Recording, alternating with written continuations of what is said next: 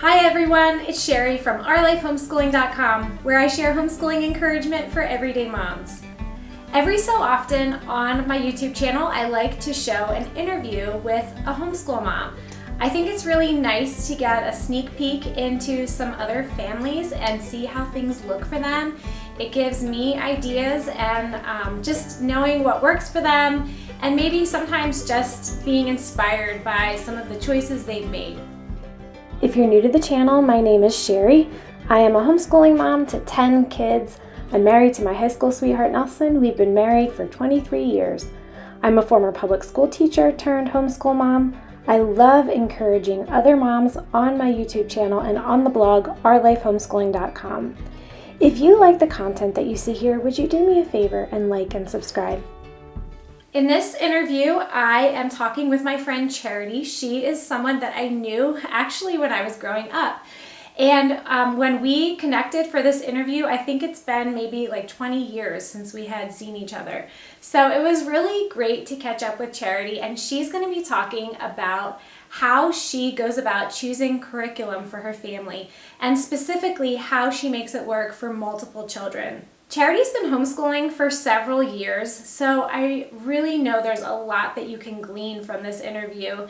And she just has a lot of great ideas, things to take away, things that are simple, workable for just everyday families. So I hope you enjoy this interview with my friend Charity. Hi, Charity. Hi, Sherry. Thank you for joining me. Good to be here. Let's go ahead and just jump right in with introductions. So introduce yourself and tell everyone how you got started homeschooling. Okay. I married my husband Delton 18 years ago. We met at Bible school. We have 7 children, ages 17 down to 4. We have 6 boys and 1 girl right in the middle. So we have a lot of fun. And I enjoy having lots of boys. So your oldest is 17 and your youngest is, you said, 4. Okay. And how old is the girl right in the middle? She's 11. Okay. Wow. Well, she's going to have to, I'm sure she's tough with all those She brothers. She is. She's just getting spunky, so it's fun. So did you always want to homeschool? How did you get started? I had been homeschooled just a tad bit growing up, so it was definitely on my radar. My husband's aunts on several sides had homeschooled, so it was something I was very familiar with. My husband has a very flexible schedule, and we both love to read, and so it just felt like a possibility. And when we went looking for curriculum, we found curriculum that was literature based, so just tons of books, and it just felt like a good fit for us. My son had some sensory issues, which I didn't know as much at that time that school would be something that he would struggle with. I didn't really think about that, but it's been the best choice for him and for our other kids as well. So with your kids and picking out curriculum for them, how do you choose your curriculum? Do you get through all the lessons in every book with having 7 kids? How does that work? No, we don't get through every lesson in every book, at least not the books that I'm teaching the kids. I have older kids who are very independent, and they'll generally get through most, if not all, of their books. But in the younger years, I just simply do, usually for the youngest ones, just a page a day in each subject, sometimes 2 pages. And sometimes you don't get even through all the subjects. I have a 6-year-old who, after like 3 or 4 1-pages of different subjects, he's done. And so he runs off, which is fine. And so we just pick up where we left off the day before, and that seems to work. The older they get, the more of the books that they do, but our goal is not to finish the book. It's just to be consistent each day, and that seems to work for us. Yeah, I completely relate, because when we started out, I was bent on getting everything done in the curriculum by the end of the year. And sadly, I think I probably pushed a little too hard. And I learned the same thing, that really it just was not worth it because they don't remember it and they don't enjoy it. So it kind of defeats the purpose. And just switching to that whole different mentality of making just a little progress every day is such a good fit. I mean, the kids are learning and they enjoy it, and I enjoy it. I don't feel all the pressure of feeling like we need to do all this and get it all done. It just is better all the way around. It definitely is. And I've had to learn that over the years. My oldest did not get the benefit of that kind of mentality, but he was Same here. I learned on. Yeah, same here. I've told him the same thing. Sorry. We did our best. I'm sure they had advantages that maybe some of the others, didn't. I'm sure that it probably all evens out.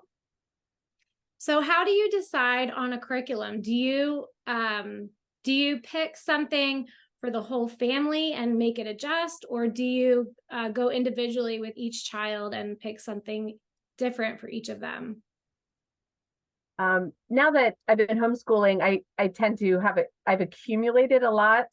And so I can look at more at each child, like somebody who loves writing, I can give a writing program to that's more intensive than another child that might do. I found these great books, I think from Usborne. It's like 365 days of writing, and it's tiny little bite-sized things. And that works for my kids who don't like to write, but they're still getting pen to paper, which I enjoy. Right. But in the big curriculum, I found for my younger kids, I can do maybe two of them together. But for the most part, I keep it more individualized to each one of them. They do take classes, and so the classes would be geared to like 4th through 8th and 9th through 12th. So any of the kids that fall within that are taught together, and by that point they're ready to be taught on a higher level. And even if it's a little bit more difficult for my 4th grader, by the time he's in 8th grade, he can handle it. Yeah. I think I do pretty similarly to that. So what about if you have a curriculum that you just don't like, or a subject that you just don't like teaching? Do you have one? Science, I do not like science. And so I found if I don't like a subject, I just buy something that I like. If it appeals to me visually, if it appeals to me in how the lessons are laid out, all those things. Like I'll check the reviews and find one that I like the reviews, but then mainly it's if it appeals to me, I get excited about it, then my kids can get excited about it. But there's other subjects that I enjoy, and I'm willing to go with something that looks boring because I can still get excited about it. But if I don't like a subject, it has to appeal to me. Yeah, that is really great advice. I don't know if I've heard anyone say that, but it really makes sense that if you're excited about it, then it's going to just kind of change the whole atmosphere for the kids, and they catch on to that. And you'll probably have a lot more input, or I think it will just really, they'll gravitate towards that. Science is my least favorite subject to teach, honestly. And I found that because of that, that's the one thing I often will put off. And so I have to kind of like remind myself, oh, you can't put this off today. You really need to do it. And we're still pretty flexible with it. But I think that is really great advice, especially because I'm sure everyone has some area or some subject that they just don't feel as comfortable with or just don't enjoy. And if you can find something that you really like. Do you have something that you can think of specifically that was one that you really liked, a curriculum? Yes, because I don't like science, I looked hard for that. And Apologia, the newer things that they're coming out with, they had like a health and nutrition.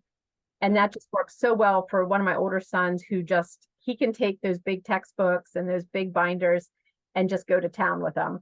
And so that worked for us. And so even though there's a lot of other great things out there, we just stuck with that. And he's done biology and chemistry, and it's been a really good fit.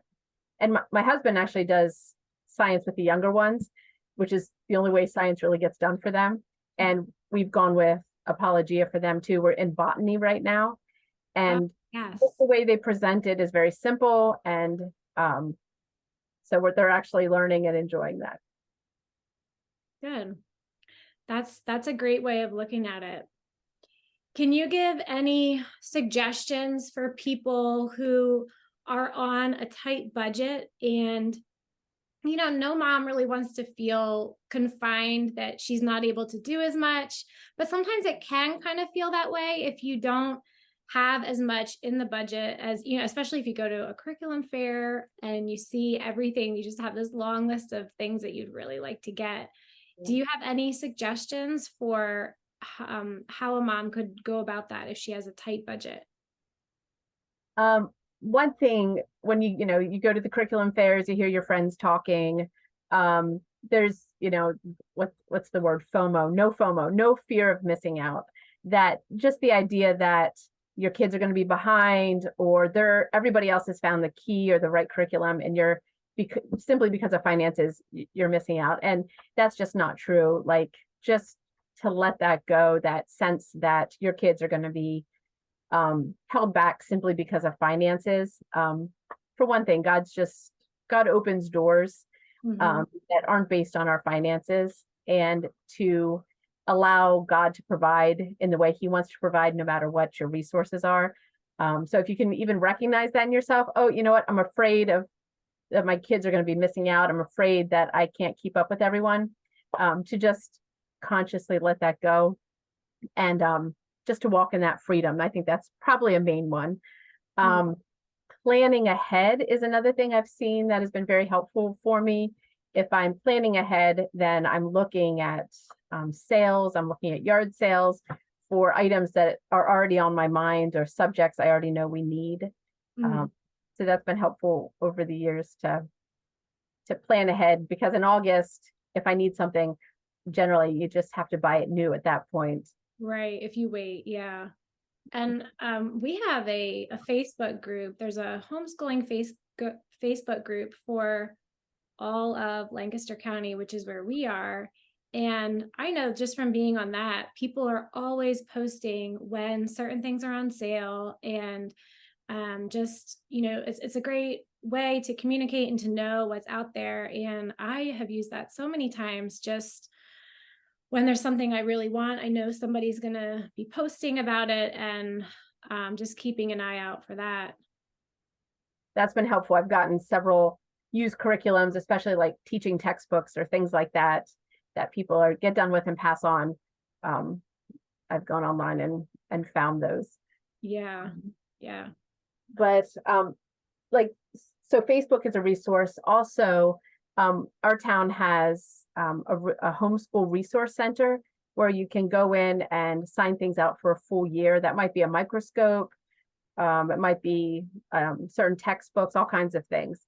So that's a good resource if towns have things like that. Libraries, I know we have institutes in the area that are like nature institutes, and they have lots and lots of free events. So whether it's an event or a curriculum, there's just lots of options that don't take a lot of resources, but still give your kids an amazing education. Yeah, it's amazing how much is out there if you just find out about it or look into it. There's probably so much out there than you're aware of. I mean, you could be busy. We could be busy probably every day of the week going to some homeschooling event or something that's out there. You almost have to kind of limit it because it can get overwhelming. But if you need the resources, or if you want your kids to have experiences, they are really out there. I found the same thing here. Let's see. For us, reading out loud has been a huge part. That it doesn't take a lot of money, but it's just a great way that has really formed the core of our homeschooling. You said that the older kids probably got some things that the younger kids didn't. And I remember just hours and hours reading to my older two when the younger ones were napping. That's starting to come around a bit more as my youngest is 4, so I'm able to spend more time just reading. But that's that's just something that's been very enjoyable for us. And honestly, if I was going to put money into something, I think at this point I'd put more money into experiences and items for them to be hands-on and creative with than curriculum. And I don't always do that well. Like, I think I still think of, well, I need the workbook and I need this and I need that. But when I pull back and actually think about it, I think they learn the best either in the experiences or just in having resources on hand for them to be creative with. Yeah. Oh, I agree. I found the same with my kids.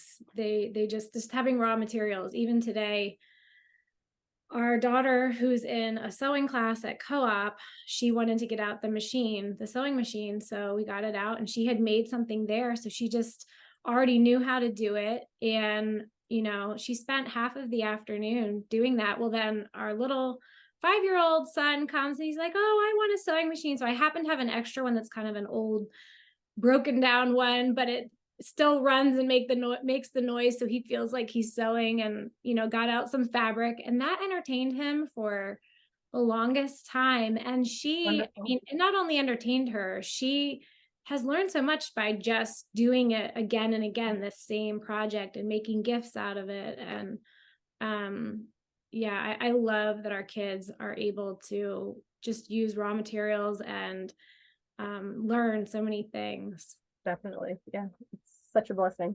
Yeah, it is. So how do you find time to plan curriculum for each of your kids? I know you want it to be individualized, but at the same time, you need to meet the needs of the whole family. So I know that's sometimes been tricky for me too. I love planning. Like, I'm a planner. So sometimes I found some years like April, May, as I'm starting to get done with the current year, my thoughts go towards the next year and have to tell myself, like, that's coming, but just finish well. So I enjoy it, but it is hard to find the time, because you need time to just spread everything out, get your thoughts together. So I've started, at least for the past decade, if not more, going away for like a long weekend, usually in August, and just taking what I have and looking through it and planning, making sure I have a planner, whatever works for me that year, to write things down in. And that's been really simple for me. I've gone to my parents' house most of the time. Sometimes they're there, sometimes they're not there. And in the beginning, this really looked like making tons of copies of papers, which I never used.